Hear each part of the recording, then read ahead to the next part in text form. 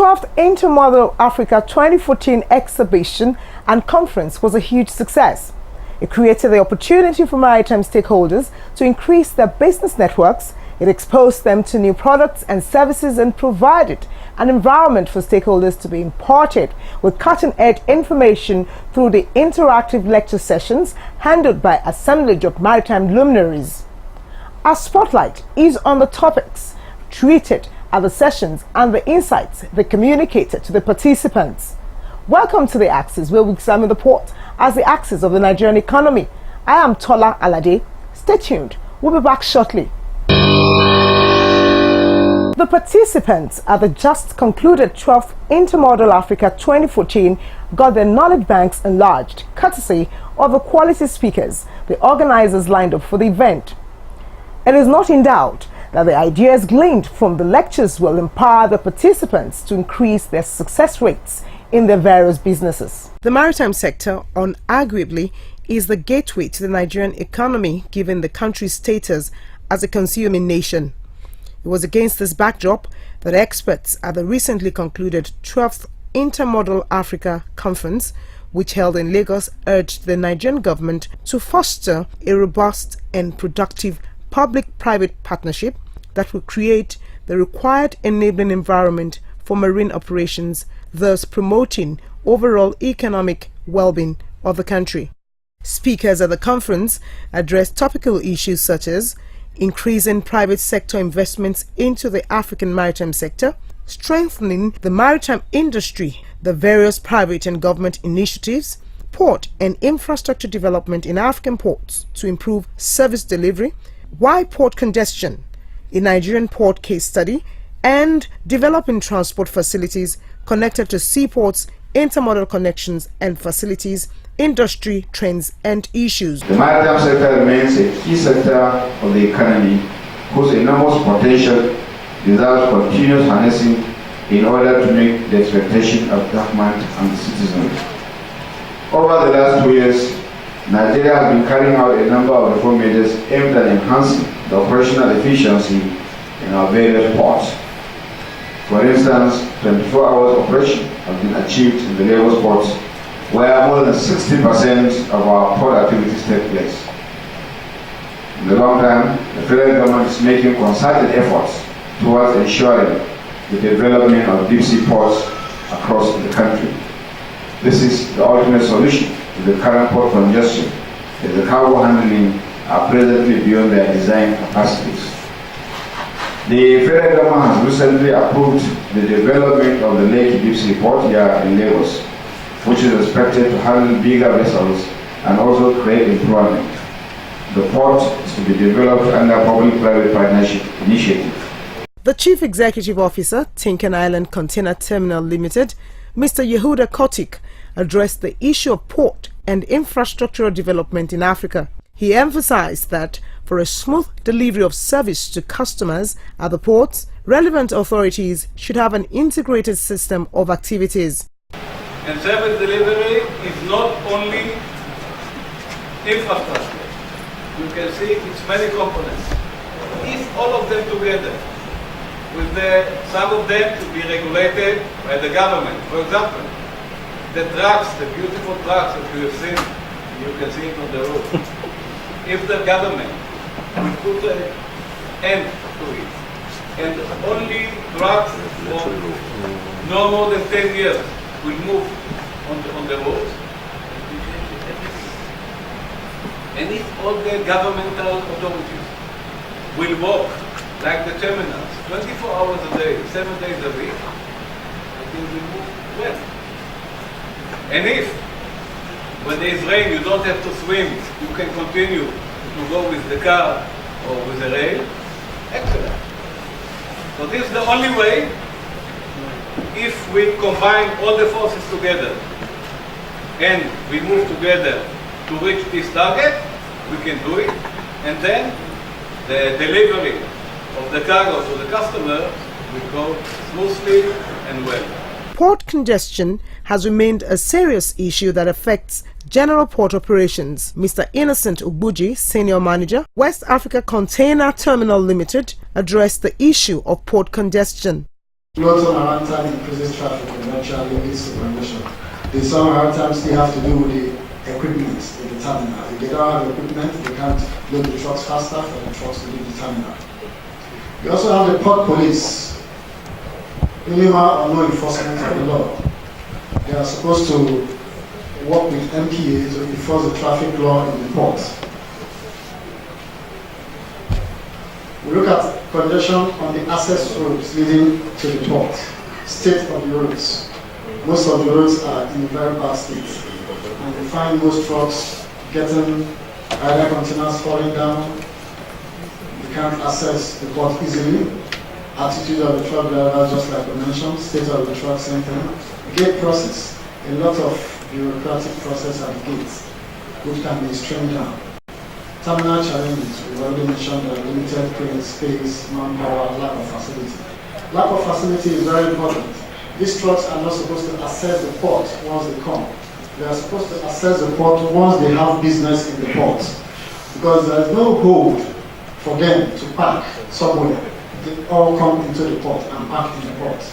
So we need a park for them. He gave suggestions that could change the traffic situation for the better. Policy review and implementation should be well publicized and enough time given to attend to cargoes landed in the port prior to the implementation of new policy. Terminal should have enough crane for operations, manpower, training and retraining. Review of custom exit process. Strict penalty for traffic offenders, which will deter them from doing the wrong thing. The CEO, GMT Nigeria Limited, Mr. Maurice Smith, handled the session, developing transport facilities connected to seaports. He spoke on transport challenges, managing turnaround time, as well as improving the quality of services. He posited that efforts must be made to manage the turnaround time of cargo delivery. Turnaround time goes above distance. It's not, I think roughly it's 100,000 naira for a truck. So the fuel cost is only 10,000 to 15,000 naira. The rest is mainly the waiting time. You occupy the truck and the truck needs to generate a certain revenue. And the efficiency is the main driver for the cost and the revenues. And the efficiency, the truck itself, is a very limited influence. So it's sometimes very frustrating environment in which you are. So the efficiencies which can help is of course, as mentioned, 24/7. But again, if only limited amount of operations is 24/7, then it doesn't help. If the terminal is 24/7, then some of the authorities are not there. I mean, you maintain the waiting time. Online documentation. I think there is still a lot of improvement to be achieved on documentation. Mr. Demola Ogundari, CEO, Ness Shipping Limited Nigeria, contributed during the session. His lecture titled Intermodal Connections and Facilities, Industry Trends and Issues focused extensively on the objectives and challenges of intermodal transport. Intermodal is the concept of transporting passengers and freight on two or more different modes in such a way that all parts of the transportation process, including the exchange of information, are efficiently connected and coordinated. So we should look at it. Immediately the goods depart the port. What are the issues? What are the plans to ensure that it gets to the final user seamlessly without any problem? The challenges of intermodality is to keep the goods moving by reducing delay when the transfer is made from one mode to another. Delays are not made, and we see from the various presentations a lot of bottlenecks which time will not allow me to start. And even they already mentioned all the bottlenecks. And I said, if all these were addressed, we believe that a lot of things will be in place in the next couple of years. And the police have described this as a form of warehousing at 0 miles per hour. If the movement of goods is stored for any length of time during transport or at a modal interchange point, it is warehousing. and not intermodalities. Participants and maritime experts shared their comments on a wide range of issues highlighted at the conference. For intermodality to work, it requires a whole synergy between various modes and the operators. And the issue of security should never be taken for granted. The Nigerian maritime sector is a very buoyant one, you can see. The concessioning of the ports has really been beneficial to the government. If you look at all the container terminals, they have the capacity now, although they have space problems, but at least they are able to handle the cargo efficiently. They all have equipment, they have the manpower, trained people.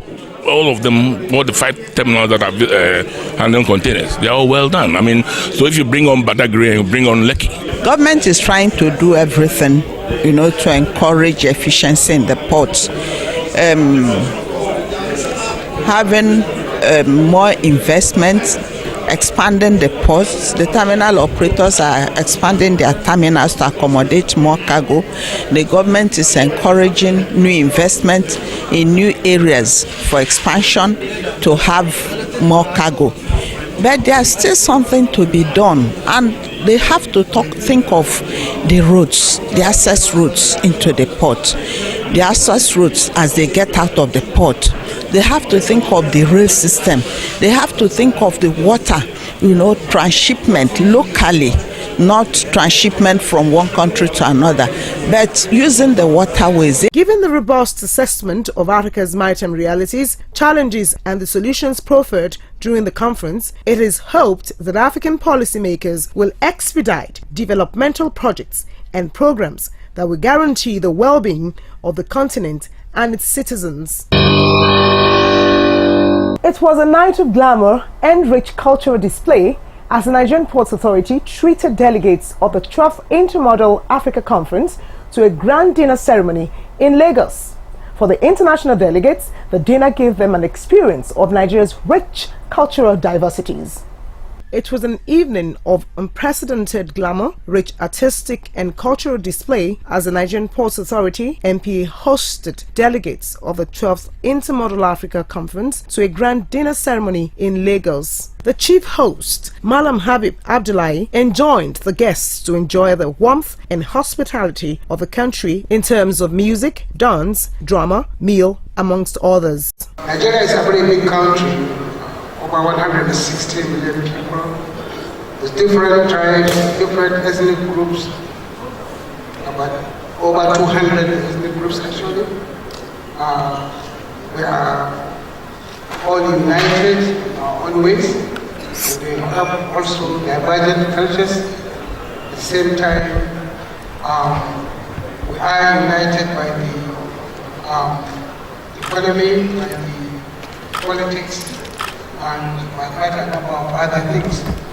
So I want to say that you are most welcome, and please try to enjoy our rich food, even though I know that there are some continental dishes as well, but there are also other dishes that are local. Please try and enjoy them. I have to give you a warning for those that don't like, even though the food may be tasteful, but they can be a little bit hot. For preparation, so for those that are not familiar with hot food, I have to warn you to be a little bit careful, but it's very tasteful, very nice. The dinner, which featured dance presentations from all the 6 geopolitical zones of the country, treated both local and international guests to the warm atmosphere of Nigeria's cultural diversity and, of course, spicy delicacies.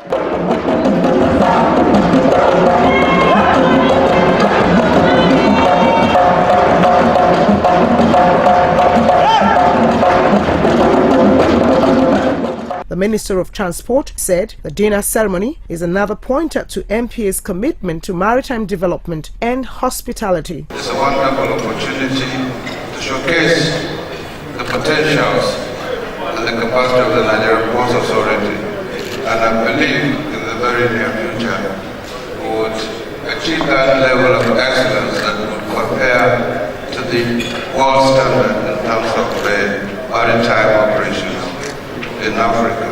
The evening did not pass without some rib-cracking moments which had the audience asking for more. To say something. By the way, how many of you like cricket? 1, 2. I like cricket too, especially when it's roasted. The guests were also given a view of MPA's operations through a documentary piece. For the international guests, the dinner afforded them direct connection with Nigeria's cultural diversity, rich artistic performance, and unparalleled hospitality. The exhibition, how it's organized, everything well structured, so it's fine to meet all the exhibitor, and of course, lots of dozens of opportunities. We were very welcomed, and people were very kind, and we could have a good experience with all the food, all kind of dance, music, and it was great because it's very dynamic and very smiley, and so we enjoyed it a lot. You're still tuned to The Axis. It's nice to have you back. Dear esteemed viewers, please be reminded that you can watch the program on our YouTube channel www.youtube.com/theaxis. We now bring you some other stories in the maritime sector. The managing director of the Nigerian Ports Authority, Malam Habib Abdullahi, has expressed satisfaction with the service delivery of Seaview Properties Limited, a subsidiary of the MPA. The managing director, who was speaking at the 19th Board of Directors meeting in Lagos, said there has been a tremendous improvement in the performance of the company after it was restructured for profit making. He further stressed that Seaview Properties Limited has been professionally equipped to render environmental services to the MPA headquarters and the Lagos ports. When we came in, that's when this management came in, we made some changes and we refocused the mandate of the Seaview to be more of service delivery and to reach out to the general public and to our terminal operators. And I think the new management that we set up there is doing very, very well. The staff welfare has improved. The facilities and equipment that they have, they have bought some new equipment, and they are also performing the duties that they are set up to do very well. The managing director of Seaview Properties Limited, Engineer Philipson Adewale Falade, commended the effort of the management of MPA in reviving the company after it stopped functioning due to some financial challenges. He noted that the transformation that has taken place at Seaview Properties has positioned the company to deliver efficient services to its customers. I just have to seize the opportunity to thank the management and our board members because they have done tremendous well. The company had been running at a loss, but when they came on board, there have been a greater improvement. All the credit liabilities have been cleared, salary of the workers have been improved, and the companies have gone beyond Nigerian Ports Authority. We have been able to buy a lot of the environmental equipment, and we have finally equipped. Seaview Properties Limited is a property development company with a mission to create competitiveness in the Nigerian ports through the provision of efficient port infrastructure. The Seaport Terminal Operators Association of Nigeria, STOAN, has declared that there is a continuous diversion of ships laden with rice to neighboring ports. The chairman of STOAN, Princess Vicky Hastrop, revealed this in Lagos recently. She said over 150 shiploads of rice have been diverted to the ports in Accra, Benin Republic, Cameroon and Togo in the first quarter of the year 2014. According to STOAN, the reason for this trend is the 110% increase of the tariff on rice by the federal government. The federal government, through the Minister of Finance and Coordinating Minister of the Economy, Mrs. Ngozi Okonjo-Iweala, admitted that the policy has shortcomings. Princess Vicky Hastrop called on the federal government to reverse the policy. The Minister of Transport, Senator Idris Umar, has revealed that the federal government of Nigeria will soon establish a National Transport Commission. The minister made this known when a delegation of the Nigerian Union of Journalists, NUJ, led by its president, Malam Muhammad Garba, paid him a courtesy call in his office. The minister, who said a bill will soon be sent to the National Assembly to that effect, confirmed that the National Transport Commission will address the challenges of the transport sector. The Controller General of Customs, Abdullahi Diko Inde, has taken steps to make cargo clearing procedures more seamless. This development emanated from a circular with number 05 of 2014. The Controller General of Customs, who made an unscheduled visit to Lagos recently, said no one, including those operating in the Customs Intelligence Unit (CIU), is allowed to operate within the ports and by so doing pose an impediment to clearance of goods. The circular, which is aimed at ensuring zero tolerance for corruption, has been praised by the Association of Nigerian Licensed Customs Agents, ANALCA. Henceforth, all Customs Intelligence Unit operatives are to operate from outside the terminals. They are, however, allowed to participate in examination, after which they should withdraw to their offices outside the port. CIU operatives must not issue clearance to any importer under any given circumstance. The core functions of the Engineering Directorate of the Nigerian Ports Authority is the provision and maintenance of infrastructure for the authority. The Directorate has divisions such as capital project, maintenance, physical planning and development, hydrographic, amongst others. Engineer Mohammed Sani Saleh is in charge of affairs at the Engineering Directorate.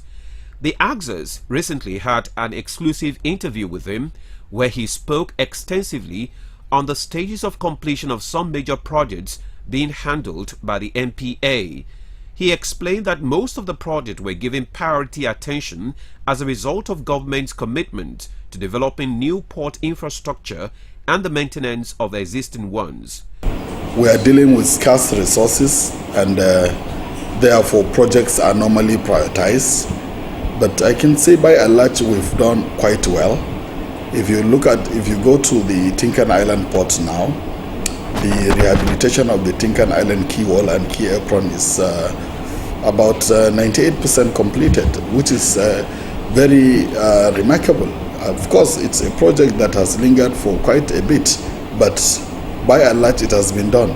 Not only that, the Marina Jetty here is, in a state of dilapidation. We've included it in the budget against 2014, and it's going to be taken care of. We shall bring you the details of the exclusive interview in our subsequent editions.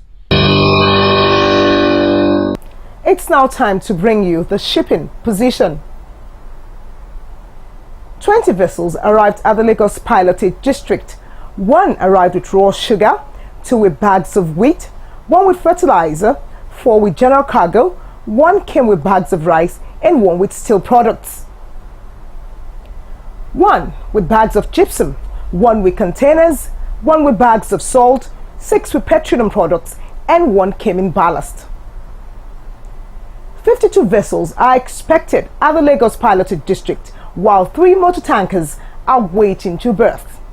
That's the shipping position for this week. That's how far we can go on this week's episode of the program. You can send your comments, questions, and suggestions to the axis2014@yahoo.com. You can also watch the program on our YouTube channel, www.youtube.com/theaxis. See you next time for another wonderful package. Cheers.